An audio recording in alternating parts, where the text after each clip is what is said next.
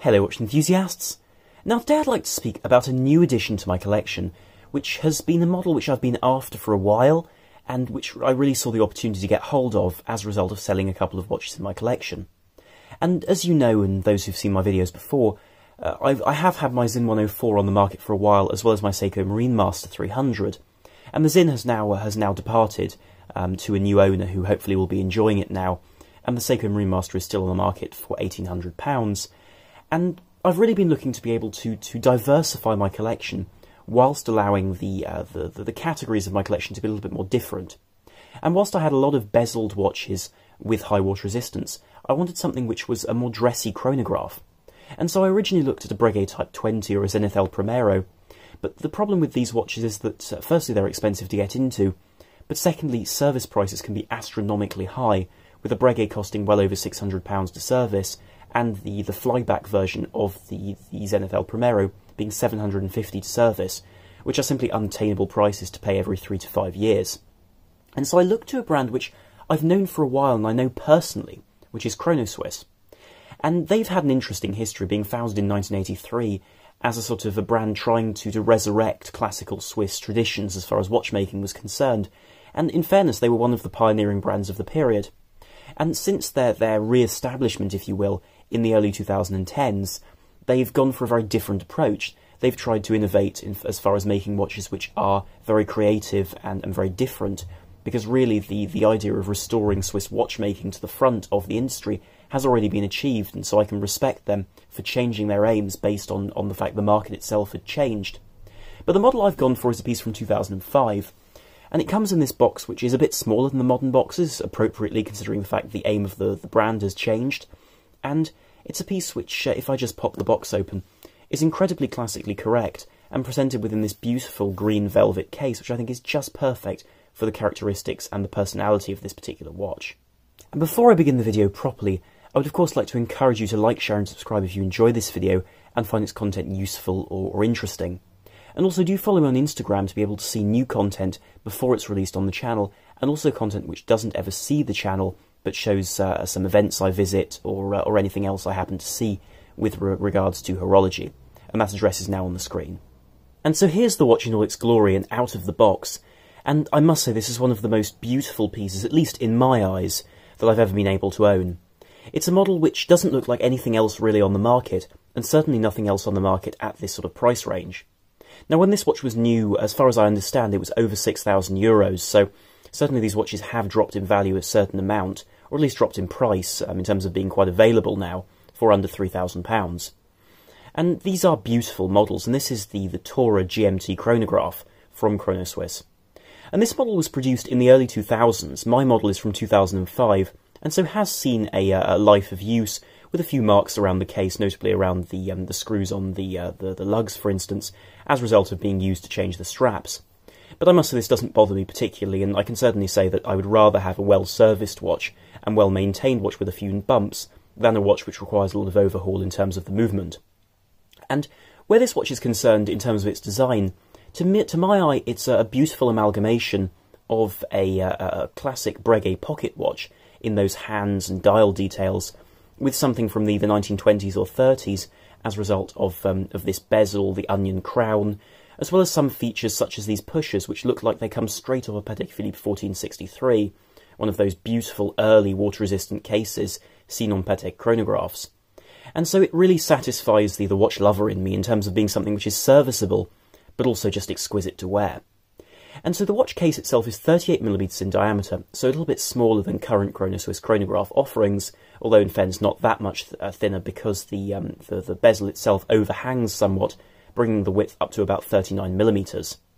The lug-to-lug length from tip to tip is longer than you would expect on a dress watch, and does make this watch look a lot larger. I've seen people estimate it to be about 41 or 42mm, when it is in fact 4 mils narrower than that, and so it has a lug-to-lug length of 48mm. There is a certain amount of curvature to the case, but the fact that it's 15mm thick is difficult to hide, as a result of this movement being a Veltri 7750 base. But the case itself is stainless steel and is beautifully finished. If I just turn it this way, you'll be able to see the crisp, sharp definition between the edge of the vertical brushing on the sides of the case and that polished top to the lug. And so one sees this case hasn't been polished at all, and I must say I'm very glad about that, because it does deliver this exquisitely sharp edge and transition, which is a wonderful thing to behold, and not something you would expect for this sort of price. Of course, looking through the front of the watch, you see this subtly domed sapphire crystal, which features anti-reflective coating, which does appear to be maintained very, very well, and does mean there's very little in the way of reflection. And whilst you can pick it up on camera, in person it's very, very easy to be able to read the time, especially thanks to the high contrast between the hands and that beautiful dial. Now, the case itself also features extra pushers, because one can note that it doesn't just have the chronograph start, stop and then reset, as well as this beautiful onion crown. It also has this blue-coloured pusher which operates the GMT function. And more on that later, but it's certainly an interesting innovation, because Chronoswiss was quite an early adopter of DLC coatings, and especially coloured DLC coatings. And so one starts to see these on this watch, and this has been maintained very well, which is surprising for a watch which has older technology and has lasted the test of time, so to speak, over the years. Now, the lugs are an interesting feature of this watch in my eyes, because normally one wouldn't associate these quite thick lugs with a dress watch. And this does have a narrower set of lugs than some other Chronoswiss models, as a result of some being more sporty. But I do rather like the way these lugs give you a perfect balance of security and confidence in the fact that the watch won't simply fall off the strap, as is sometimes the case with spring bars, but also it gives a certain character to this watch and a certain personality which otherwise there wouldn't be, which means this watch can share elegance with something more robust and something you could wear every day as a traveller, especially with that GMT function. And I did have the option when buying this piece to go for something much more classically correct, which is their classic. And this is a watch which isn't produced anymore by Chronoswiss, and featured teardrop lugs and a dial which resembled something from Vacheron Constantin or Patek Philippe far more closely. But in the end I decided to go for this piece because, as far as I was concerned, the smaller size of those other models, as well as the teardrop lugs, aren't really characteristic of the spirit of Chronoswiss. And I think that's important, to go for a piece which really represents the brand and isn't trying to be something else, which I think I could simply acquire by saving and hoping that in future I might be able to acquire, for example, a corne de vache from Vacheron Constantin or something like that. So instead I wanted to go for something which was truly characteristic of the brand, and I must say I'm delighted that I did. Because with this watch, one can also note the fact that the dial on this piece is a really beautiful piece of craftsmanship. One sees Chronoswiss and chronograph at the top and bottom of the dial, and I think there's often a concern with quadruple sub-dial watches that they will be overly cluttered, but I must say I haven't noticed this with this particular model. Now, this model has a setup where the dial has a variety of different patterns, and having seen Chronoswiss's facilities with their rose-turning engine, as well as the care taken with their guilloché dials, I must say it's wonderful to be able to wear one of these pieces. And one can note the fact that there's a subtle brushing running around the edge of the dial on that Arabic numeral track for the hours, but also one sees this basket weave pattern within the sub-dials, and then this fine guilloché pattern which becomes finer towards the end, the centre of the dial rather, in that gap between. And the combination of all of these finishes creates an aesthetic which one can keep on looking at and never really get tired of. Then in terms of features on the dial, you'll note that there's the chronograph second hand, which is gently curved downwards towards its tip, which is an attractive feature, which also matches the minute hand, which does the same to be able to give you a very fine legibility. Now, in addition to that, one sees the date, placed at 3 o'clock,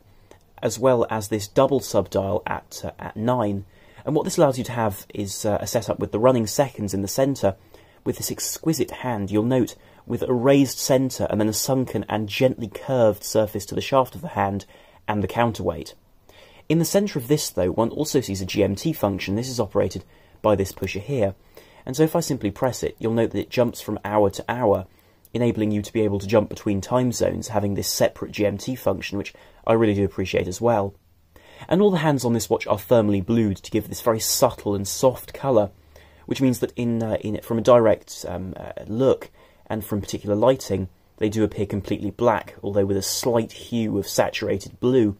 And then when they catch the light, they explode with this colour, which is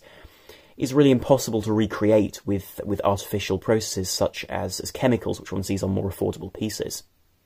And a few aspects of the dial also appeal to me, because it does feel like a watch which provides you with everything you could need. Of course, pressing the pusher, the chronograph starts smoothly, and being a Veljoux 7750 base, it gives you these 8 ticks per second, and a great deal of elegance with that extended counterweight to the second hand. One also has, of course, the stop for the chronograph and the reset, but I'll keep it running for the purposes of the review. Also, one has an attractive detail, which is that if one pulls out the crown, then one can actually move the date forward and backwards thanks to this configuration. So the date moves both ways, which I think is a really fantastic feature, and something which I didn't expect to have on this watch, but just gives that element of practicality as opposed to having to run through the full month to get back to the next date.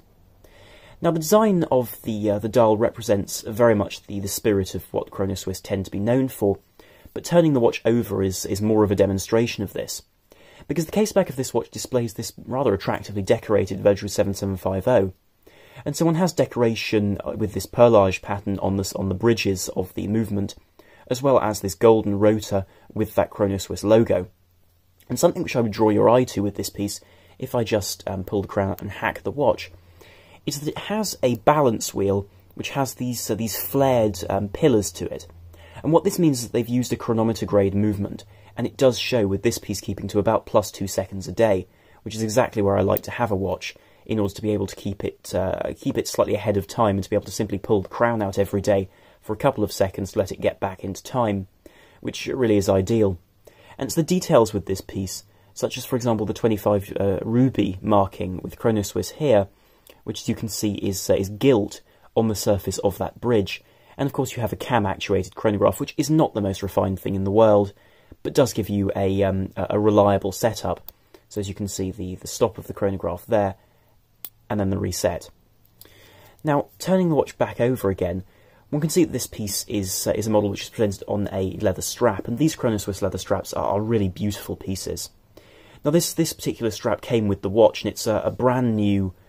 alligator skin 20mm strap from Chronoswiss, with of course a matching buckle. Now, modern ones do come with a deployant clasp, and I must say they're a fantastically functional style of clasp, and very, very well made. I didn't really want to spend the extra money to get a clasp to fit this, so at the moment I'm perfectly satisfied with the pin buckle, but it's something which is very much a matter of opinion. And the texture of this they've gone for is a sort of semi-bolstered, if you will, because it does raise up a little bit, but not quite to the same level as, for example, a Breguet strap, which has a very heavy bolstering to the end of it.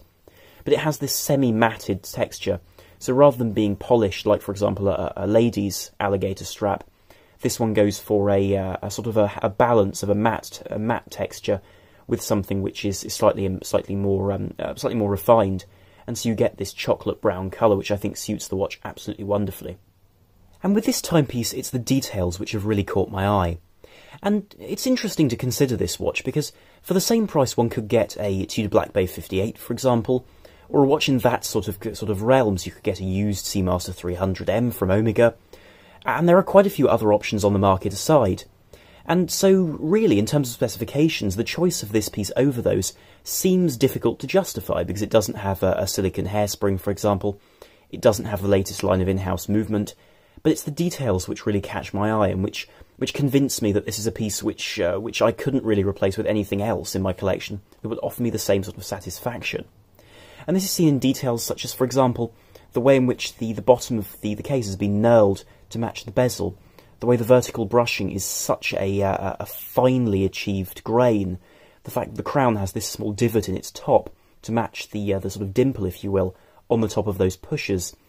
And it's just the way this watch has been put together with such care to create an item which is both fluid in terms of design, which I think is very important with a watch in terms of being timeless but also interesting to look at, but also with detailing such as the curvature on the top of that GMT hand, for instance, or the fact that the hands tip down towards the end to allow you to be able to read them more precisely, or the fact that they've continued the guilloche pattern around the very edge of the dial to continue that central pattern, just makes me feel this watch is exactly what satisfies me as a collector and just a lover of beautiful watches. Because in terms of the movement inside this watch, as I've said, it's a Veltro 7750 base, which is by no means an illustrious movement, but it's a very well-designed movement which has been tested and shown to be an extremely reliable, well-made movement by time. The fact that this movement was one of the very first movements to be designed with a computer in the early 70s, and has since provided an extremely reliable workhorse movement upon which brands like Habring, for instance, and Chronoswiss have been able to build interesting complications and clever designs. And so it's with that sort of heritage which I find interesting, the fact that this watch has a movement which is a bit more conventional. And so it's a piece which is a very particular appeal, and will only appeal to a certain group of people. But I think to those who do like this sort of thing, it really is a wonderful piece to be able to wear. And before I show you this watch on my my wrist, which is just under 7 inches in circumference, it's some details like this buckle which I do find quite interesting. For instance, one sees these very fine screws on the sides, but also if one looks at the tang of the buckle, it comes up from the bottom of the pivot across that bar instead of the top, which means that you have less of a horizontal sort of strain on the hole in the strap, and thus the strap will last longer in terms of not stretching the holes, which I think is a very cunning choice, and something which I appreciate in terms of being an aesthetic but also a practical choice, which really serves one whilst wearing this watch on a daily basis. And so on the wrist this watch fits rather comfortably, although I should note the fact that this 38mm watch does wear much larger than its size would suggest, sitting on my wrist, which is just under 7 inches in circumference, quite high as you can see. However, the curvature of the lugs does help. I think one does have to accept that this watch is going to be quite a big one to wear, although it's still secure enough to be able to start the chronograph smoothly and easily, and then stop and reset it without any sort of problem.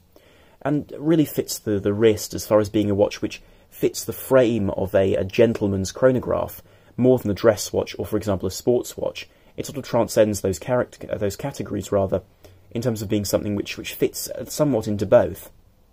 And I think you can tell from my commentary of this watch that I really am delighted with it as being something which is just so utterly different to the watches in my collection.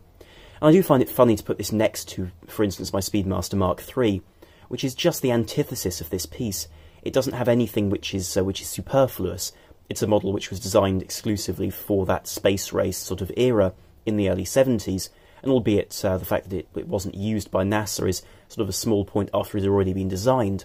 Whereas by contrast, this is just the opposite. It's smaller, it's more delicate, and just the craftsmanship is fantastic, especially for this sort of price, which is perhaps why I love it so much. But I'll be very, very curious to hear what you have to say about this piece, because it certainly isn't to everyone's taste, but it's one which really has made me smile. And it's the sort of watch which it's true, is not necessarily the most elaborate, or indeed the most expensive, but it's the sort of watch which puts a smile on your face every time you put it on. And so I'll conclude this video there, but I'll be very curious to hear what you have to say in the comments down below. So if you enjoyed this video, then do please like, share and subscribe to help the channel, and also to be able to see more videos and content here in the future. So thank you very much for watching. This is Arm on the Watch Guy, out.